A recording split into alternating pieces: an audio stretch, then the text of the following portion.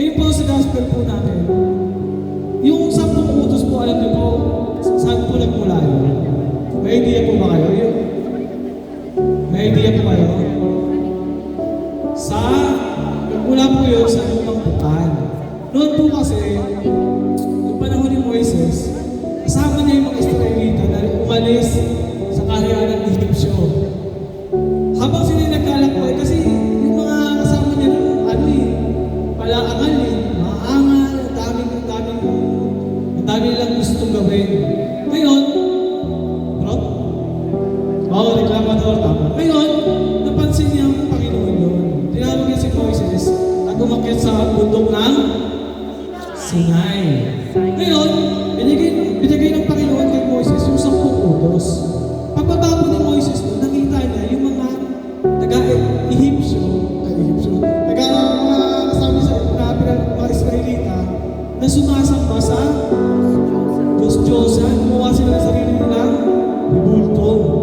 Ito po, bibigyan ko lang po kayo ng recap po sa 10 utos bago po tayo dumating sa kay Jesus. Tapos po, alam niyo po, nagalit si Moises sa ginawa nila.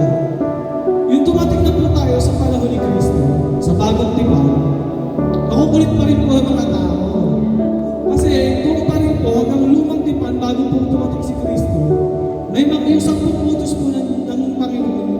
Marami pa po nagdagdag yun kasi gawa ng mga Pariseo, ito mga nag-aaral ng batas at dagdagan pa po.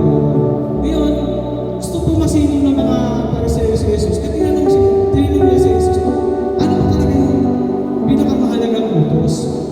Dahil nga sa atin, parang maganating matandaan, ginawa ni Jesus, yung 10, dinalawa na lang. Sa dalawa na po na yun, ang unang-una po, sabi ng Panginoon na ibigin mo ang Diyos ng buong puso, buong isip at buong kaluluwa. Ibig sabihin po, kung babalik po tayo sa panahon ni Moises, hindi po tayo pwedeng maglingkod sa dalawang Diyos.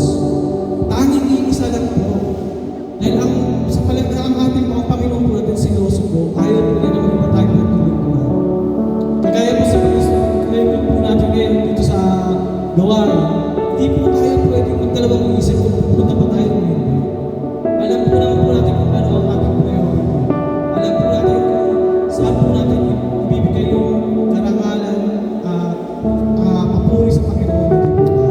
Ngayon, sa pangalang utos po ng Panginoon, doon na po, sinabi niya na ibigin mo ang iyong kapwa gaya ng iyong sarili. Ang pagsasabi po ng Panginoon kasi sa 10 na yun, pag inibig mo yung sarili mo, at sunod po lahat ng ito. Hindi ka magnanakaw, hindi ka papatay, diba? Hindi ka mangangalunya. Kung anong ginagawa mo sa kasama mo, may hindi ginagawa mo sa sarili mo. Alam niyo po ba, sabi ng Panginoon, nung gospel na nakarating siya ako, sabi niya, ginawa niyo sa akin yung mga bagay na hindi niyo nakikita. Kagaya ng pinakain sa gospel ko ito, pinakain niyo ako na hindi niyo nalalaman. Dinalaw niyo ako sa kulungan, binigyan niyo ako ng gamot kung ako ay nagkasakit. Yun po ang sinasabi po ng Panginoon na tulungan natin ating kapwa. Na lagi po natin na isipin na hindi lang po tayo napupuhay sa mundo sa pansarili lang po natin. Dahil nandiyan po yung kapwa natin.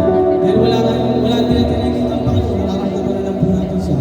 Ang gusto lang po niya is magtulungan po tayo habang tayo po ay napupuhay dito sa mundo. Kaya yung 10 utos na po, ginawa na lang dalawa para mas madali po natin matandaan ang kaisang buhay. Lalo po tayo mga naglilingkod sa Panginoon.